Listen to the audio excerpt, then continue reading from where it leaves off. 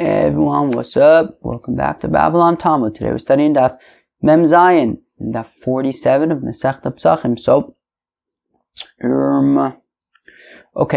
So yesterday, Rav Chizda had said that Tzorkei Shabbos Naisim B'Yom Tov, that really Midoraisa Meikar Adin, you could prepare things for Shabbos on Yom Tov. Now, we're going to discuss if that's really true.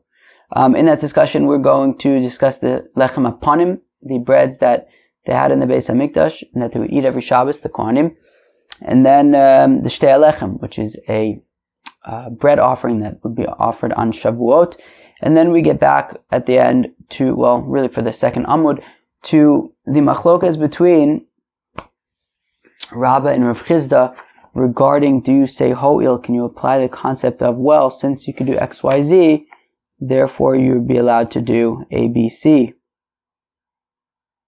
Got it? Alright, let's get started on Daf Mem Vav Amud Beis, all the way at the bottom. Last line of the page, Eisvei. So, Rabbah asked a kasha against Rav Chizda. So, Rav Chizda had said yesterday that really, mida oraisa, you're allowed to prepare for Shabbos on Yom Tov. That really mida oraisa, you're allowed to prepare for Shabbos on Yom Tov. And it's only mida rabbanan. The rabbis say that we don't want you to prepare for Shabbos on Yom Tov because then you might end up preparing for during the week on Yom Tov. So therefore they say don't prepare for Shabbos on Yom Tov. And if you want to bake for Shabbos on Yom Tov, so you have to make an Erev Tavshilin, and then they waive their Isser Derabanan, as long as you made an Erev Tavshilin. So now, Abaye asks a question against Rav Chizda and says, Lechem Apanim. When it comes to the Lechem Apanim, who could tell me what the Lechem Apanim is? The Lechem Apanim is these breads that they would have on the Shulchan in the Beis Hamikdash, and every week, so you'd bake it like the week before, and then it would just kind of sit there all week, and then on Shabbos, I believe both the mishmar that was leaving and the mishmar that was coming would, I think, eat them together. And they would stay fresh all week. Now, so nechol l'tishel asar l'chad asar. So now these lechem apanim, they can be eaten sometimes 9 days after they're baked, sometimes 10 days after they're baked, sometimes 11 days after they're baked. Lo pachos v'liyoser, never less than 9 days, never more than 11 days.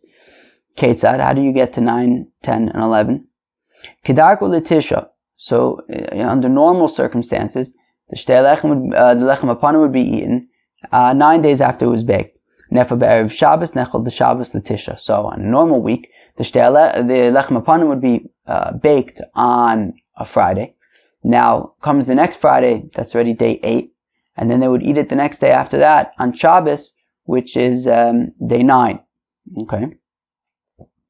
Chol Yom Tov lios be'erev Shabbos, but if Erev Shabbos, if Friday is Yom Tov, well, they're not going to bake the Lechem Apanim on Yom Tov. So Nechol the Shabbos La'asar, so then they will prepare it the day before Yom Tov, on Thursday, which means that comes the next Thursday, it's day 8, the Friday would be day 9, and then on Shabbos when needed, it's day 10. Shnei Yom Tovim Shel Rosh Hashanah Nechol the Shabbos La'achad Asar. Now if Rosh Hashanah was Thursday and Friday, so then they would eat, so they would have to prepare the Lechem Apanim on Wednesday, right? Because Rosh Hashanah is Thursday and Friday, so they'd prepare it before Rosh Hashanah on Wednesday, and then comes next Wednesday is day 8, Thursday is day 9, Friday is day 10, and then when they eat it on Shabbos, it's already day 11. Now, the Fisheinu Doche, Lo Hasa Shabbos, Lo Hasa Yom Tov, because baking the Lechem Apanim was not Doche, Shabbos, or Yom Tov, and therefore they would have to do it before Shabbos, and if it was Yom Tov, they would have to do it before Yom Tov. Now here's the question against Rav Chizda. Now, V'yomer Tzorkei Shabbos Naisim B'Yom Tov. Now, Rav Chizda, if it's true that Mida Oraisa, you're really allowed to prepare for Shabbos on Yom Tov, and only Mida Rabbanan they say not to prepare for Shabbos on Yom Tov, well then, Amai Lo Dachi Yom Tov. Then how come we don't just prepare the Lechem Apanim on Yom Tov itself? Right? Because of course we know, Ein Shavuos B'Mikdash. Right? Ein Shavuos B'Mikdash, as we know of course from the end of Masechta Eruvin, Ein Shavuos b'mikdash, that in the Beis HaMikdash, the Rabbanans don't apply in the context of the service that they would do. So therefore, if they're preparing the lechem apanim, so then Rav Chisda, if you're right that you're allowed to prepare for Shabbos on Yom Tiv, Mida Oraisa, and it's only the rabbis who said not to because we're concerned that you might prepare for them during the week. Well then, why not prepare the Shtei Alechem? No, the Lechem Apanim on Yom Tiv, because Ein Shavuos b'Mikdash. So Amalei Shavuos Krov Yitir Shavuos Rechok Lo Yitir. Interesting. So Rav Chisda says, yeah, well, when we say Ein Shavuos b'Mikdash, that the Derabanans don't apply in the Beis HaMikdash, it's immediate Derabanans, right? Things that you have to, things that impede your current ability to do the avoda right now. But the Lechem Apanim, which you're not going to be eating for another week, so then, don't prepare the Lechem Apanim that you're not going to eat for another week on Shabbos. That you can do before Shabbos, you could do before Yom Tiv. Well, certainly not on Shabbos, right? You can't prepare it on Shabbos, but even not on Yom Tiv, right? Because preparing for Shabbos on Yom Tiv is also midrabanan. Yet when we waive these isurim derabanan in the Beis HaMikdash, it's only for immediate need, but not if you're going to need it in like another week. So now, the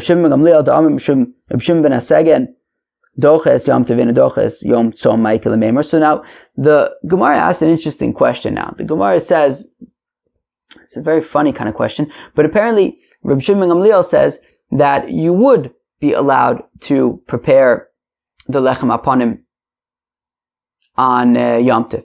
So if that's the case, then it sounds like he's not concerned about a Shavuos Rechoka. He's not concerned about, even a distant, even a Issur D'Rabbanan that's really only going to be relevant in a week from now. It's also, you can override it it's not relevant in the Beis HaMikdash. So the reason why it's a funny question is that, so it's just a machlokas, right? It's machlokas between Tanakama and Shimon Gamliel. What do you want me to tell you? Which is essentially what the Gemara's answer is going to be. But, okay, the Gemara wants to ask a question on Rav Chisda, right? So Rav Chisda says that when we say Ein Shavuos b'Mikdash, it's only Shavuos Krova, but not Shavuos Rechoka, not a distant Shavuos. But then what do you do with Reb Shimon ben Gamliel, who says that you are allowed to prepare the Lechem Apanim on Yom Tiv in the Beis HaMikdash? So it sounds like even a Shavuos Rechoka is allowed. Right? So again, Reb Shimon ben Gamliel, according to Reb Shimon ben Gamliel, the Amr Reb Shimon ben Asegen, doche es Yom Tovin, doche es Yom Tovin, no doche es Yom Tzom, that preparing the Lechem Apanim in the Beis HaMikdash is doche Yom Tiv. So if, let's say, Yom Tiv is on a Friday, you could bake the Lechem Apanim on Friday. Just if it's Yom Kippur, you wouldn't bake the Lechem Apanim, because on Yom Kippur, you're not allowed to prepare Ochel Nefesh, and therefore, if you do, it would be actually also Mida Oraisa, and you can't violate do a Issur D'Oraisa in the Beis HaMikdash. So what do you do according to Reb Shimon ben Gamliel, who says that you are allowed to bake the Lechem Apanim on Yom Tiv? So then, it seems that even Shavuos Rechoka is allowed. So, Rav Chisda says, what's the question? But pligi, that's exactly the machlokas between the Tanakam and Reb Shimon ben Gamliel. Of do you say Shavuos Rechoka is permitted in the Beis HaMikdash or not? Marsa v'Shavuos Krova Yitir, Shavuos Rechoka lo Yitir. Tanakama says that in the Beis HaMikdash only a Shavuos Krova is Docha Shabbos, Docha Yom Tiv. Well, Docha Shabbos and Yom Tiv. But Shavuos Rechoka is not. Marsa Shavuos Rechoka Nami Yitiru. Whereas Reb Shimon ben Gamliel says that, no, even a Shavuos Rechoka is going to be Doche Shabbos and Yom Tiv. And says Rav Chisda, I hold like the Tanakama, who says that Shavuos Krova is allowed in the Beis HaMikdash, but not Shavuos Rechoka. Masav Rav Mari. Now Rav Mari asks the kasha, Shtei Alechem in anechalos lo pachos mishnayim v'lo yoser al shlosha. The Shtei Alechem, who could tell me what the Shtei Alechem is? The Shtei Alechem was a korban that they would offer every Shavuos, and it was the first offering that they would bring in the Beis HaMikdash of wheat. Now, of course, So they would every Shavuos they would offer these two breads. It's called the Shtei Alechem. It was made from wheat, and it was very beautiful. So now says the Brisa that the Shtei Alechem was only every in either on the second day after it was baked or on the third day. Right? Never less than 2 days after it was baked, or the second day after it was baked. And never any more than the third day after it was baked. Ketzad. How? So if it was baked, if the shtei lechem were baked on Erev Yom Tiv, so then they're eaten the next day, on day 2, on Yom Tiv. L'shnayim, and that would be on day 2. Yom Tiv lios achar Shabbos nechalos liyom Tiv l'shlosha. Now, if Yom Tiv is on a Sunday, which means that Erev Yom Tiv was Shabbos, so we wouldn't prepare the shtei halechem, we wouldn't bake the shtei lechem on Shabbos, we would bake it on Friday, Friday being day 1, Shabbos being day 2, and then Shavuos, which is on Sunday, being day 3. Because baking the shtei lechem is not docha Shabbos and is not docha Yom Tiv. Now here's the question. You ready for the question? Tell me when you're ready. The Omar Tzorkei Shabbos Naisen b'Yom Tiv. Now if you say that you're allowed to prepare midoraisa, you're allowed to prepare for Shabbos on Yom Tiv, well, let me ask you a kasha. Hashad the Shabbos b'Yom Tiv shari. If you're allowed to prepare for Shabbos on Yom Tiv, well, do Yom Tiv b'Yom Tiv mibaya? Do you even have to ask? Is it even a question if you can prepare for Yom Tiv on Yom Tiv? Obviously you can. If you can prepare for a different day, for Shabbos on Yom Tiv, well then certainly I can prepare for Yom Tiv on Yom Tiv. So if that's the case, why didn't I just prepare the shtei halechem on Shavuos? Why do I have to prepare it the day before? And when Shabbos is the day before, why do I have to prepare it 2 days before? Just prepare it on Shavuos. So the Gemara answers, Shain Yasam. It's different over there, Da'amakra Lachem. It says in the context of, Ochel Nefesh on Yom Tiv, where it says, Achasher Ye'ochel L'chol Nefesh U'Levado Ye'oseh Lachem. Only that which is, when it comes to food preparation, you can prepare lachem for yourselves. Lachem v'lo l'gavoah. That you can prepare for yourself, you can't prepare for the Eibishter. You can't prepare for God. So now, therefore, on Shavuos, you can't prepare the shtei halechem because it's for God, not for yourself. And therefore, you'd have to prepare it beforehand. Okay? But, mida oraisa, to bake bread for yourself, you would even be able to prepare for Shabbos and Yom Tiv. Fine. Now, what about according to Reb Shimon ben Gamliel? Says the name of Reb Shimon ben Aseged that you would be allowed to prepare the shtei halechem on Shavuos itself, on Yom Tiv. Well, then what about lachem? We said, I thought you can only prepare food for yourselves and not for God. So Reb Shimon ben Gamliel holds like Abba Shaul, who learns out from the pasuk of lachem that you're allowed to prepare food for yourselves, but not for non-Jews. But you would also be able to prepare for God.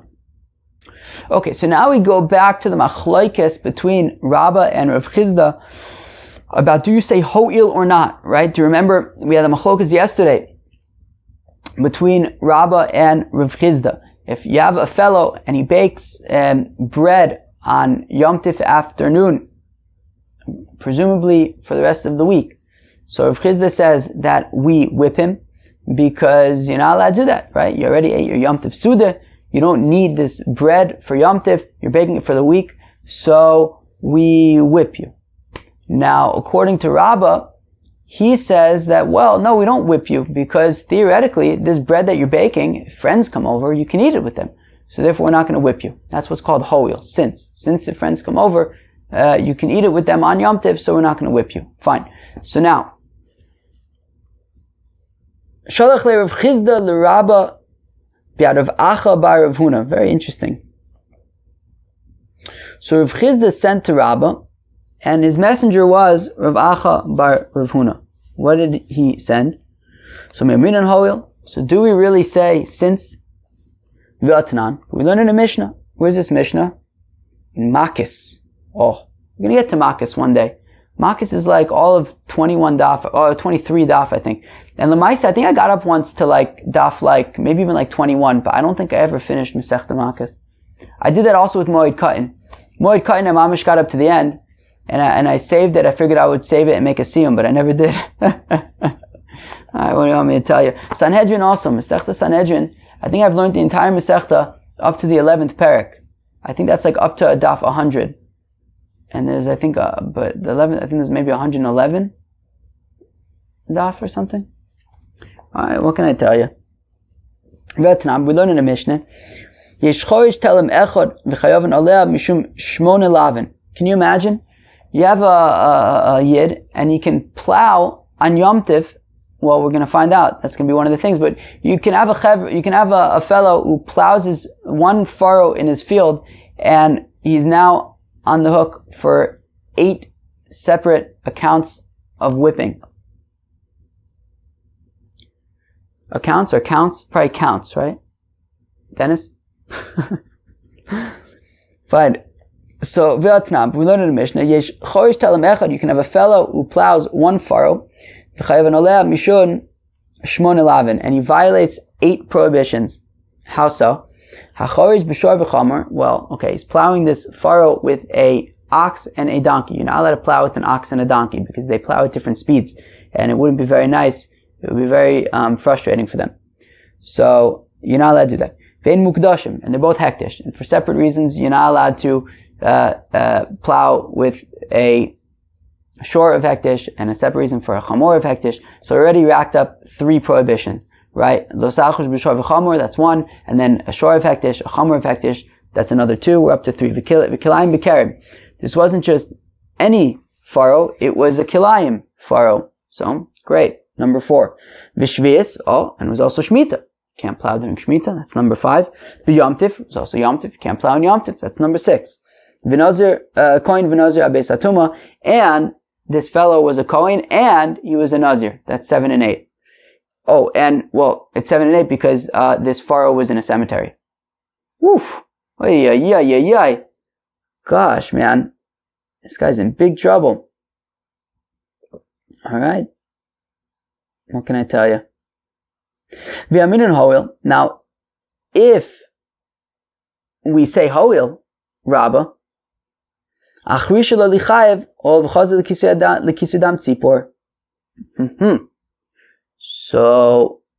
Rav Chizda's kasha is that Rabbah, if we say hoil, then why should he be chayev for plowing this field on Yom Tiv? Okay, I understand the other 7, but what about the fact that it was Yom Tiv? That shouldn't be an issue, because after all, you could say that the dirt that he's plowing, right, he's plowing the furrow, so there's some dirt coming up. If theoretically he would shecht chicken later on Yom Tiv, he would be able to use the dirt to do kisar adam, to cover the blood, right? It's a mitzvah, right? There's a mitzvah that when you shecht birds or wild animals, right, undomesticated animals, so you have to cover the blood. You have to do kisar adam. That doesn't apply to like cows, like domesticated animals. Okay. So Rabbah, why is he going to be chayev for plowing on Yom Tiv if theoretically whatever he plows he could use to cover up the blood of the chicken that he theoretically could slaughter later? So comes Rav Papa Bar Shmuel. Now we're going to have a shtickle back and forth. You gotta, I don't even know if you have to halt cup, but you do. So it says Rav Papa Bar Shmuel, well, good question, Rav Chizda, but you wouldn't be able to do kisei adam with this particular furrow because it was like sharp stones, and you can't do kisei adam with sharp stones. You need to do it with like dirt. But they respond to Rav Papa Bar Shmuel, yeah, but why don't you just grind up the sharp stones and then they become like a powder, and you can then do kisei adam with it. V'ktisha b'yom tiv misharit, which Rav Papa Bar Shmuel says, yeah, but you're not allowed to grind things up on Yom Tiv. So they respond, yeah, but just do it with a shinui, do it in not a normal way, then it'll be also midrabanan, and while it's not allowed, but at least you won't be chayiv malchus, bitsunma. So Rav Papa Bar Shmuel says, no, it's not an option, because it was a very rocky ground. Because it's rocky ground, you can't do kisei adam with that. Bitsunma by Israel, yeah, but if it was rocky, then how would he be plowing and seeding it in the first place? So tsunma milamala v'afituchach milamata. So Papa Bar Shmuel says, well, it was rocky on top, but under the rocky stuff it was soft, so that is how he was able to plant there, and that's why he was plowing. Well, if that's the case, well then if there's soft ground underneath, well then let him do kisei adam with the soft ground that's underneath, and therefore, no, why should it be chayiv for plowing on Yom Tif? After all, whatever soft dirt is there, it can use for kisei adam. So Ella Amar Ma'abar Rav Ashi Betina. So rather says Ma'abar Rav Ashi. Okay, forget what Rav Papa Bar Shmuel was saying. Rather, it's because it was mud.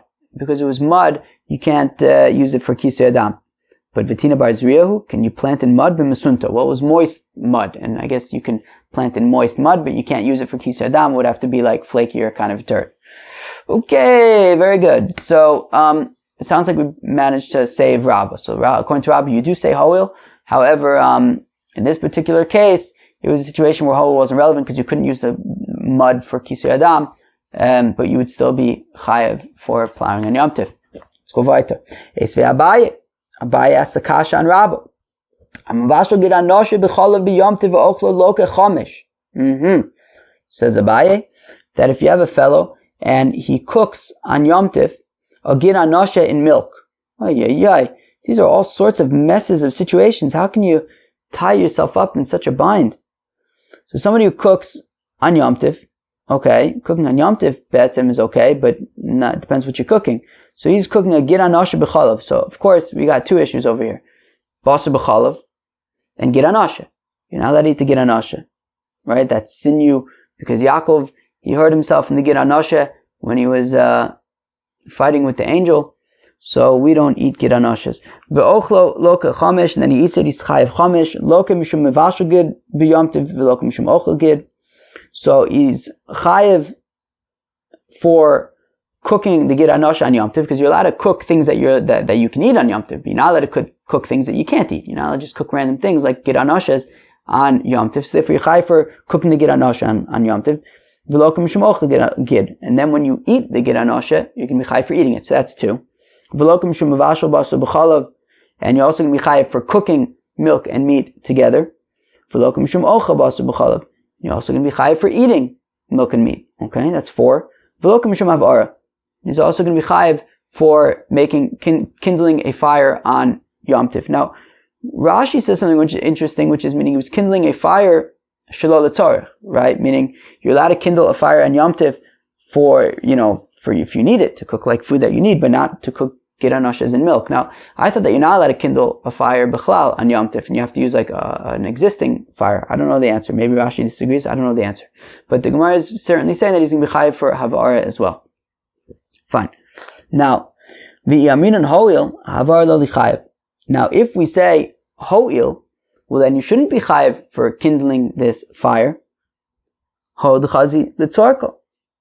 Since he need, right? I mean, you could say, well, it's fit for his own personal use, right? So meaning, okay, I understand why the gid anoshe is going to be a problem. I understand why basar b'cholav is going to be a problem. But in terms of being chayav for havara, why should I be chayav for havara, for kindling a fire? Because it's shelo l'tzorech. It's in order to cook the gid anoshe.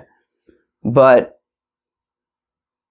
theoretically, after I cook the gid anoshe, I could cook whatever I want. I don't know. What do we want to cook? Pasta? Pasta. You can cook pasta. So therefore, if we say ho'il, so then you shouldn't be chayav for the havara, because even though, maybe he kindled this fire for gid anoshe, but later on he can use it to make, pasta.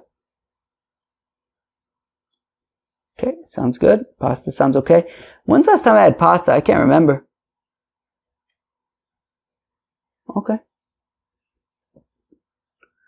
So, Omar Lei, so Rabbi says, meh, not a question. Apek havar v'ayil gid anoshe shel nevela.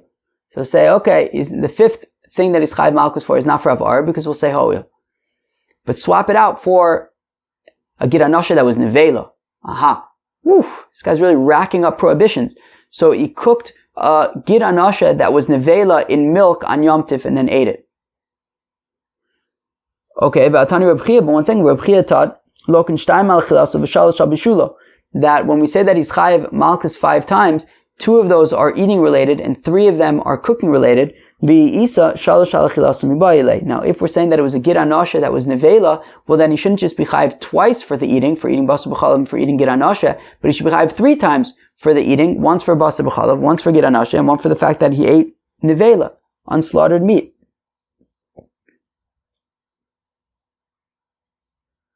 So ela apikavara v'ayil atze muktzeh. Okay, so rather swap out havara for the fact that the wood that he used to make the fire was muktzah wood. It wasn't wood that was set aside. Therefore, he's going to be chayiv malchus for muktzah. Muktzah d'oraisu. Umar says, what do you mean? But is muktzah in isser midoraisa? Muktzah is in isser midorabana. Amalei in. So Rabbi says, no. Take muktzah is in isser midoraisa. Tichsevaya b'yom hashishi v'echinu es asher yaviu. That on Friday they have to prepare that which they will bring. And then the lav, the reason why we whip you is mi losaisa komalacha, because it says do not do any malacha. And therefore, if you didn't prepare this thing and now you're using it, so you're doing a malacha and you're going to be chayiv malchus. So there you go. That is the fifth lav that he's doing, is that he's using for his fire wood that was muktzah. Omar le, to which Abaye says to Rabba, ve'atu do amart. Now, okay, here's going to be a whole shtickle arichus in order to show that Rabba taka holds that muktzah is midrabanan. Ve'atu do amart, but you, Rabba, said, ba'oy minei Rav Chizda, that I, Rabba, asked Rav Chizda, ve'amrila ba'oy minei Rav Huna. Some say that Rabba taka asked Rav Huna. I think Rav Huna might make more sense, because I think Rabba was a student of Rav Huna. But he still could have asked Rav Chizda, I don't know. Hevi said, if a fellow took a sheep from like the pasture, it wasn't domesticated or anything, and it was muktzah, and then he slaughtered it as a tamid, right, as a communal offering that they would offer every day in the Beis Hamikdash, can it be offered, right? So you slaughtered it, can you actually put it on the Mizbeach as a korban tamid on Yom Tif? It was muktzah. And then you, Rabba, said to us, Allah, about this. The Gemara is now going to expound a pasuk in Yechezkel describing korbanis. And it says, Se v'lo bechor, it has to be a sheep and not a bechor, because sheep is, what's the word when it could be male or female? Male or female. Anyways, so sheep implies male or female. Now, bechor means firstborn male. So therefore, it's to the exclusion of a bechor, because it could be a set. They're talking about a set. It could be either a male or female sheep. Achas v'lo meiser. It has to be one and not meiser behema, which you need 10 for, right? Meiser behema is going to be every 10th animal, but we want even something that you'd be able to bring even on its own. Okay, so it can't be meiser behema. Min natzon v'lo pilgas. It says from the sheep, but not all sheep, right? From. And I actually mentioned this the other day, because the other day we had Mina Behema, and there was actually coming to include that, what was it coming to include over there? From Mina Behema. Chelev Chulin. Okay, better. Anyways, so, that was, I think, Chelev of like a bari or something.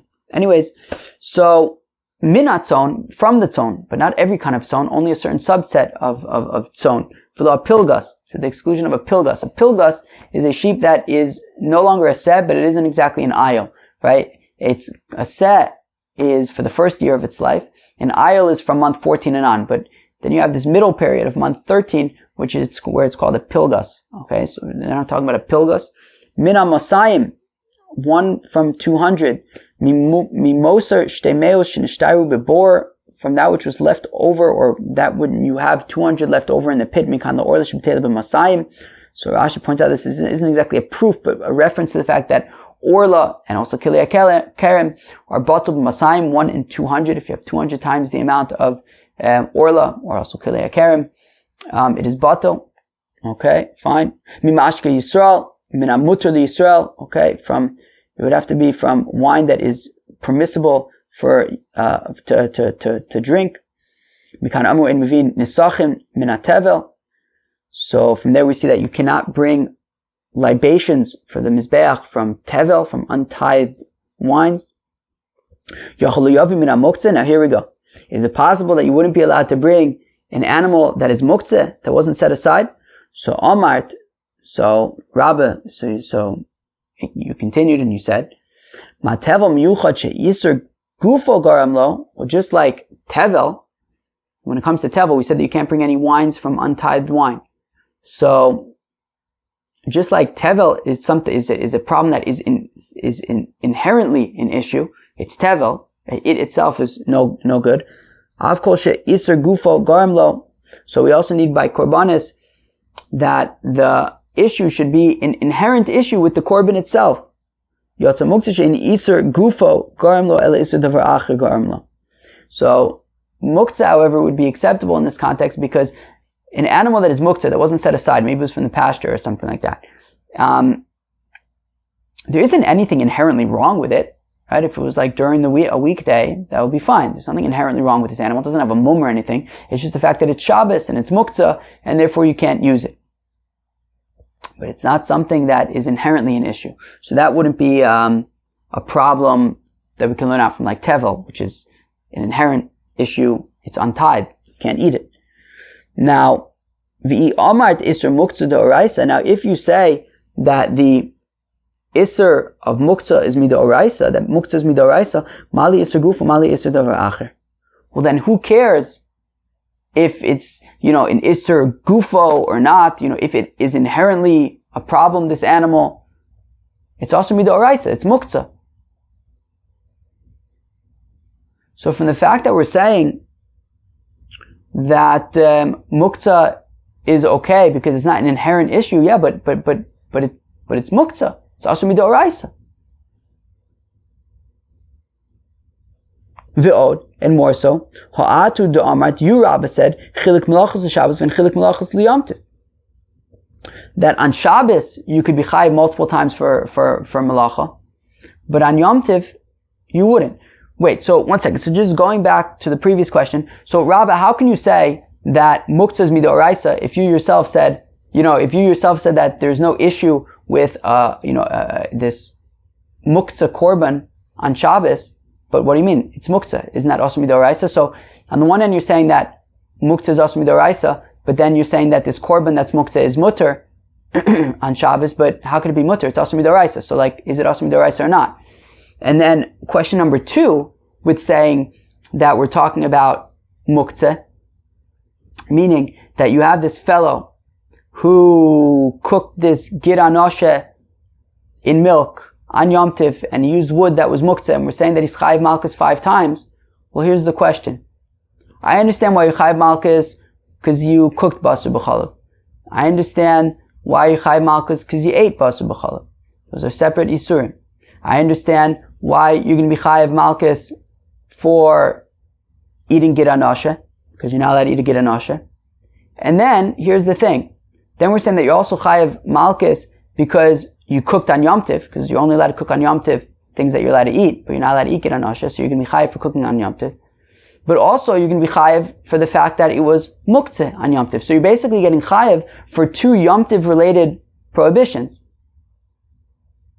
Now, Rabbah, here's going to be the question. Rabbah, didn't you say that while on Shabbos you'd be able to get separate punishments for separate melachas, but on Yom Tiv you don't get separate punishments for separate melachas?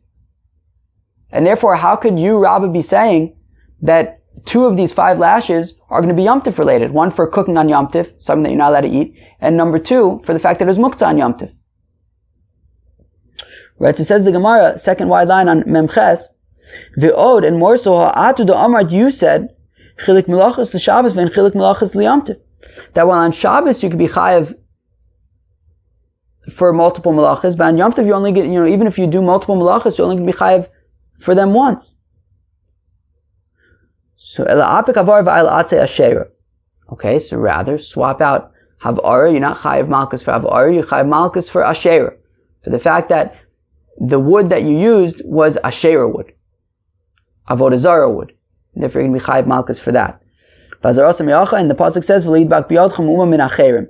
that you're not allowed to take anything from the chayrim, any of avodah zarah you can't use, and you're violating the law, so you're chayiv malchus for that. Amar Ravacha b'derava la'abai, but then Ravacha b'derava says to Abai, v'nilke nami mishum filosofi to'eva al beisecha. But then, if it's atzei asher, you should also then get a 6th round of lashes from filosofi to'eva al beisecha, that you're not allowed to bring an abomination into your home. So so rather no, we're not talking about wood of avodah zarah, we're talking about wood that was set aside for the Beis HaMikdash. And it says over here,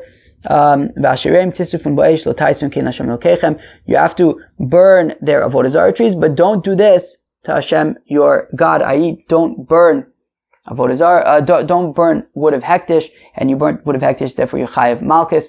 So that is how Rabbah can get his 5 lavs, or explain how you'd be chayav for 5 lavin for cooking giranoshe in milk on Yom Tiv. And only one of those 5 is going to be for violating Yom Tiv. All the other 4 are going to be separate, right? For cooking basar b'chalav, for eating basar b'chalav, for eating giranoshe, for the fact that you burnt atzei hekdesh, and then also for the fact that you cooked on Yom Tiv. Okay, well, that was Daf Mem Zayin of Masechta Pesachim. Yeah, we went a little bit further into Daf Mem Ches only because there wasn't really otherwise a good place to stop. I don't really know where we would have stopped otherwise. We'd have to get stopped in the middle. And then also, it looks like Mem Ches is taka shtickle long, so we made a little bit of headway. It'll save us a little bit tomorrow. So let us do a shtickle review of what we learned.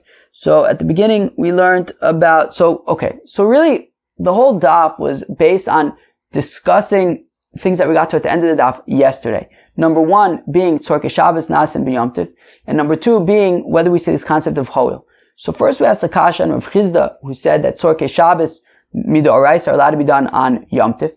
But we asked the question from what, and then how do you explain Lechem Aponim? By Lechem Aponim, we don't bake the Lechem Aponim on Yom Tiv. So he says, well, that's because when we say that Ein Shavuos B'Mikdash, that's only immediate things that we need immediately. But this is going to be used in a week from now, and therefore that wouldn't be allowed in the Beis HaMikdash, and that's why you have to prepare before Yom Tiv. But in general, you would be allowed to prepare for Shabbos on Yom Tiv, and only Midrabanan are not allowed to. Zeo. The reason why Lechem Aponim is irrelevant is because it's a Shavuos Rechoka, and that's not allowed in the Beis HaMikdash. Rav Shimon Gamliel says that you would be allowed to prepare the Lechem Aponim on Yom Tiv, because even Shavuos Rechoka is allowed in the Beis HaMikdash. Then we ask the Kash from Shtei Lechem, right? When it comes to the 2 breads that we offer on Shavuos, so we don't bake that on Yom Tiv. So we answered there as well. Well, it's because over there by, baking food on Yom Tov, it's for yourself and not for God. And Rabbi Shimon Gamliel says you are allowed to prepare the Shtei Lechem on Yom Tov because he says it means you can cook for yourself but not for non-Jews, but you can cook for yourself and you can cook for God. Therefore, you would be able to prepare the Shtei Lechem on Yom Tov. Okay? Then we get back into the question of Ho'il, right, of since. Rabbah, right, yesterday we saw the Machlokas. Rav Chizda says that we don't say Ho'il. Rabbah says we do say Ho'il, and we try to ask him kashas from different prices about how you'll be chayav all sorts of malchus on for doing malachas on Yom Tiv, and we ask questions, but can't you say Ho'il? And we end up ultimately being able to answer for Rabbah, so we could still maintain the machlokas between Rabbah and Rav Chizda about. So Rabbah will say we say Ho'il. Rav Chizda says that we don't. Well, that was Daf Mem Zayin of Masechta Pesachim. I hope you enjoyed. Peace out. Oh gosh, how do I turn this thing off? Alright, let's see.